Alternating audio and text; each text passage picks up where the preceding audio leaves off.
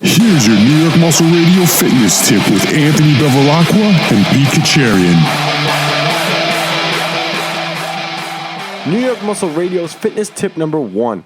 Should you only do the big 3? What's up, guys? If you're a new listener to New York Muscle Radio, welcome. If you're an existing listener, what's up? It's your host, Anthony Bevilacqua, along with my co-host, Big Pete Kacharian, and this is our new segment, our fitness tip number 1. These are our mini podcast episodes, and we're going to cover the topic that's in the title. So, should you only do the big 3? Again, this is not a full-on podcast about this. It's going to be a 5-minute mini episode.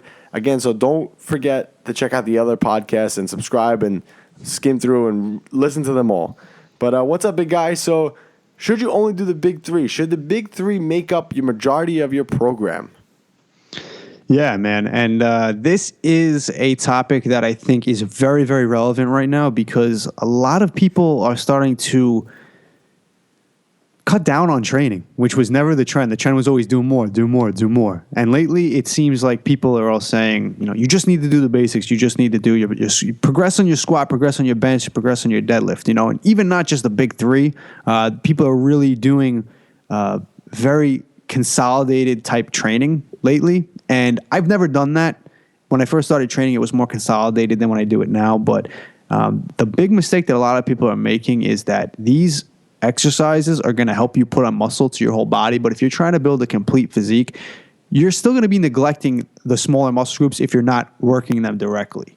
For you, your training is mostly powerlifting specific right now, but you don't really, even though you're a great powerlifter and you won, you've won meets before, your training wasn't as specific to powerlifting. It was specific, but it wasn't as exclusive to powerlifting as I think a lot of other powerlifters were, right? Yeah, I agree. I definitely think I added in a lot more bodybuilding aspects to my powerlifting training. I think that's what really makes all the difference. And I think what people forget is it's cool to do the big 3, squats, deadlift, and bench, especially if you're a powerlifter. You have to do those, obviously. Those are the competition lifts, and you have to do them.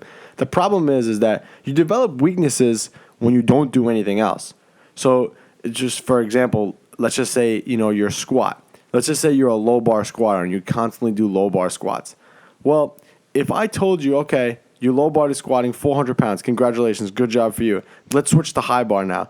I guarantee you will not be able to squat that 400 pounds right away. It's going to take some time for you, 1, to learn the movement, but 2, it's a different motor pattern. It's a different way to move, and you're also going to be engaging muscles differently. I've recently switched to from a low bar to a high bar, so that's why I use that example.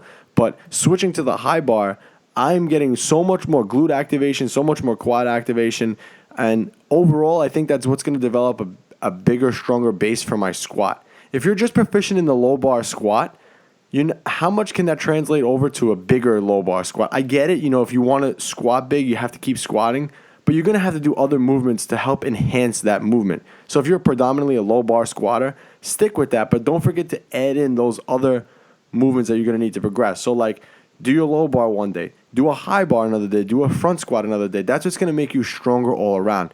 But you're still squatting, so don't forget about that. You need those other elements in your training. Yeah, and especially everybody's going to have different weak points. It doesn't matter. If you're a 500-pound squatter, you're going to have a weak link somewhere in that squat. You know what I mean? And, just as a general, if you're thinking in bodybuilding terms, okay, the squats, they work the quads, they work the hamstrings, they work the glutes, compound movement. But you know what? If you need to bring up your glutes, if you need to bring up your hamstrings, depending on your structure, depending on how you squat, you can't rely on just the squat to do that. If you have a muscular imbalance, let's say your hamstrings are a weak point, and when you squat, your limiting muscle is your hamstrings. If you think about, okay, if I just keep squatting, or even if you do something like, okay, I'll do stiff leg deadlifts to bring up my hamstrings. Again, that's a compound movement. You're not directly isolating those muscles. And if you have a muscle that needs specific attention, you're going to have to do specific exercises to that. So you might actually have to do a lying hamstring curl or a seated hamstring curl to focus on building up that weak muscle group. You know what I mean? So you're going to have to use exercises to bring up these lagging muscle groups that are holding back the bigger compound movements. And also to prevent injuries. You're going to have to strengthen all those little muscles also will help keep you injury free. So again, guys, this was our first muscle tip, our fitness tip number 1. So should you only do the big 3? The answer is no. You need to incorporate some other form of training in there to prevent injuries, to keep you progressing, keep you strong in the gym, and to keep you New York Muscle Radio ready. All right, guys, that was our first one. Enjoy. Make sure you subscribe to our podcast, listen to all the other episodes, and be on the lookout for our next podcast. Until the next one. Enjoyed this episode of New York Muscle Radio? Make sure to hit that subscribe button, leave us a 5-star review, and be sure to follow us on Facebook, New York Muscle Radio.